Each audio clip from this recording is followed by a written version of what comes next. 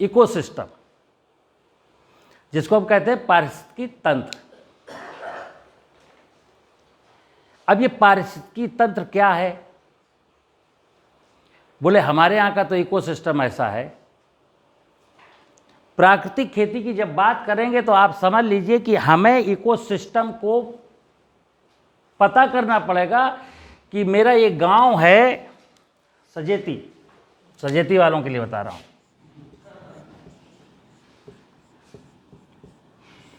एक ये सजेती गांव है और सजेती गांव के पास 900 बीघा जमीन है, भूमि है।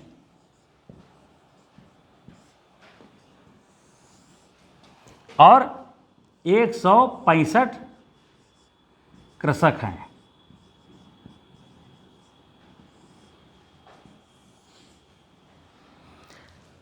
अब प्राकृतिक खेती की जब हम बात करते हैं तो प्राकृतिक खेती में जब तक हमको पारिस्थितिकी तंत्र, इकोसिस्टम, अगर प्राकृतिक खेती करनी है तो हमें इकोसिस्टम कैसा होना चाहिए, समझिए बात को। जो प्रकृति का वैभव लिखा है ना, हमने पूछा प्रकृति का वैभव कैसा होना चाहिए, तो बोले जीव जंतु होने चाहिए, वनस्पतियां होनी चाहिए, आदमी होना चाहिए। तो अब हमें बिल्कुल सीरियस मूड में इकोसिस्टम समझना है कि इकोसिस्टम वर्तमान में है क्या, और आज के 50 साल पहले जब आप छोटे थे तब कैसा था। यानी वर्तमान में आज हमारे गांव का इकोसिस्टम कैसा है, 50 साल पहले कैसा था।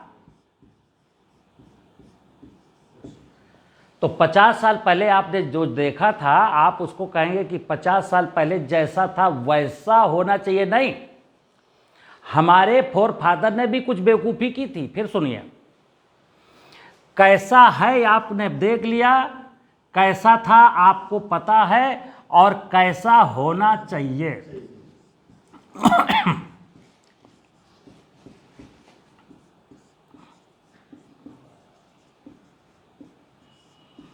जब आपको ये पता चल जाएगा कि हमारा इकोसिस्टम ऐसा होना चाहिए, तब आप स्टार्ट करेंगे, यस, इस इकोसिस्टम को ठीक करने के लिए हमको अमुक अमुक विषयों पर काम करना पड़ेगा। ठीक है ना? तो देखिए इकोसिस्टम कैसा था। जब मेरा इकोसिस्टम ठीक था, जब मेरा इकोसिस्टम ठीक था, और ये मेरा इकोसिस्टम 17वीं शताब्दी तक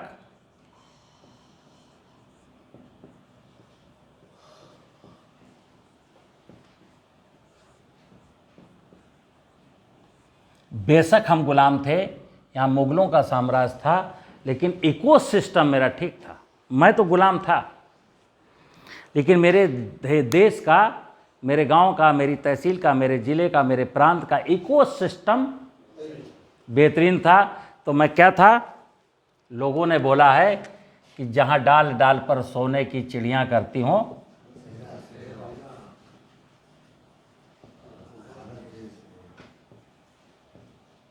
हमारा देश सोने की चिड़िया कहलाता था। और सुनिए आप, जब खाद्यान्न उत्पादन की बात करेंगे तो दुनिया का सबसे ज़्यादा खाद्यान्न 17वीं शताब्दी तक हिंदुस्तान पैदा करता था।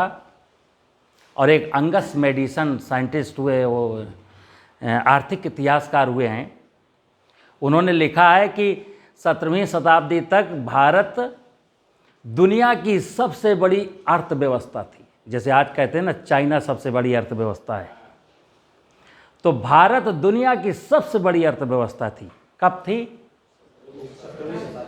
क्यों थी? नहीं, क्यों थी? हमारा पारिस्थितिकी तंत्र बहुत बेहतरीन था। बीज बो दो, एक दाना फेंक दो, जुताई भी मत करिए, पानी की जरूरत नहीं, न ट्यूबवेल है न नहर है, न खाद है न दवा है। एक दाना मटर का फेंक दो और 150 दाने काट लो। जौ का एक दाना फेंक दो और 300 दाने। किसकी बदौलत? इकोसिस्टम की बदौलत। तो अब इकोसिस्टम हमारे सजेती गांव का कैसा होना चाहिए? एक पर्टिकुलर गांव का नाम बता रहा हूं, आप अपने अपने गांव का नाम लिख लो। यहाँ सजेती मत लिखो, अपने अपने गांव का नाम लिखो। तो देखिए आप, इस गांव में जहां 900 बीघा जमीन है, तो 900 बीघा जमीन में 150-200 बीघा में 150 बीघा जमीन में 150 बीघा क्षेत्रफल में, मतलब इस गांव का करीब करीब 20 to 25% एरिया पेड़ों से ढका होना चाहिए। समझी बात को? अब आप गांव को कैसे ढकेंगे? तो आपकी अपनी ड्यूटी है कि आपका ये खेत है, अगर खेत की मेड़ पर चारों तरफ पेड़ लगा लेंगे तो लगभग 25% 20% एरिया आपका धरती माता का करो श्रृंगार, धरती माता का श्रृंगार कर दिया। अगर 25% एरिया में मेरे फॉरेस्ट हो गए तो इकोसिस्टम की एक कड़ी को मैंने सुधार दिया। अब ये 900 बीघा जमीन में 5% एरिया में जलाशय होना चाहिए, तो 9 पता 45, लगभग 45 बीघा में जलाशय होना चाहिए। आप जब पुराना इकोसिस्टम याद करोगे तो 15 बीघा में, 10 बीघा में, 12 बीघा में जलाशय था। कैसा था? तो आप याद करोगे तो पाओगे कि 3 तालाब थे 4-4 बीघे के, 12 बीघा में जलाशय था। कैसा है? तो पता चलता है केवल 1 बीघा में एक छोटा सा जलाशय बचा है। कैसा होना चाहिए? यानी 45 बीघा में जलाशय होने चाहिए। तो कुछ ग्राम समाज की ज़मीन में बनेंगे और कुछ बड़े किसान अपने खेत में जलाशय बनाएंगे। जब तक 45 बीघा में जलाशय नहीं होगा तब तक जो मैं बात कर रहा था भूगर्भ जल स्तर की,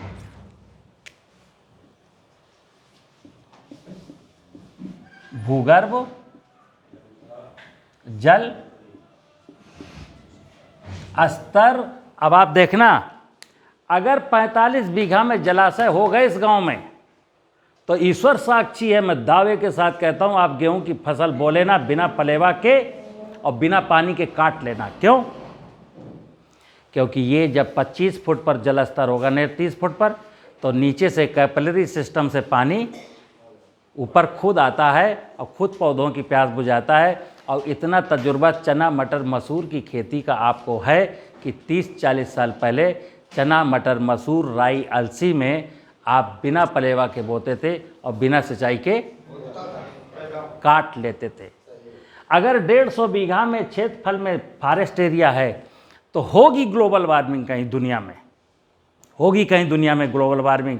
लोग कहते होंगे जलवायु परिवर्तन हो गया, लेकिन आपके गांव में, आपके क्षेत्र में ये जलवायु परिवर्तन और ग्लोबल वार्मिंग वाला कोई किस्सा नहीं है।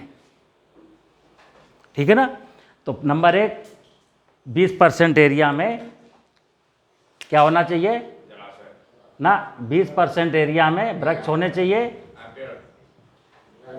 और 5% एरिया में जलाशय होने चाहिए। अब देखिए आप, 2 चीज़ें हो गई। अब जो मैं कहता हूं कि जीवामृत बनाओ, ब्रह्मास्त्र डालो, 10 पानी अर्घ डालो, मिट्टी की जांच कराओ, फलाना करो, अब सारे विषय समाप्त। देखिए आपने केवल 2 चीज़ें मेंटेन की हैं। जैसे मैंने अभी बोला, बरसात के दिनों में धरती माता अपना सौंदर्य खुद सुधारती है, और अभी बरसात में तो सुधार ही लेगी। जैसे ही बरसात खत्म होगी तो रही सही कसर ये पेड़ और ये जलाशय पूरी। कारण जो बायोडाइवर्सिटी की बात, जैव विविधता की हम कर रहे थे, आप देखना चिड़िया क्यों नहीं है? क्योंकि चिड़िया को ना पानी है ना पेड़ है। तितली क्यों नहीं है? मधुमक्खी क्यों नहीं है? एक है साधे सब सदै, सब साधे सब जाए। हमें जमीन को सुधारने की जरूरत अब नहीं है। हमें जीवामृत के लिए जंगल जाने की जरूरत, हमें सिंचाई के लिए बोरिंग कराने की जरूरत। क्योंकि मैंने फिर बताया, धरती शिव और शिव के ऊपर पार्वती, ये पार्वती जिंदा है। और विष्णु भगवान, ब्रह्मा माने पेड़, विष्णु माने जलाशय, और शिव तो ऑलरेडी हैं ही हैं। ये तीन देवता जब इनको एक दूसरे से दूरी बना लेते हैं जाने अनजाने, जैसे धरती नंगी हो गई, ब्रह्मा जी नहीं है। बारिश का पानी विष्णु भगवान साल में एक बार आए बह गए, तो तीन देवता अलग अलग हैं। और मैंने क्या बोला था, जब ये पांचों देवता, देखिए धरती अगर नंगी है तब भी आकाश है, तब भी अग्नि है। लेकिन अभी क्या दो चीज़ें नहीं हैं? विष्णु नहीं है और ब्रह्मा नहीं है।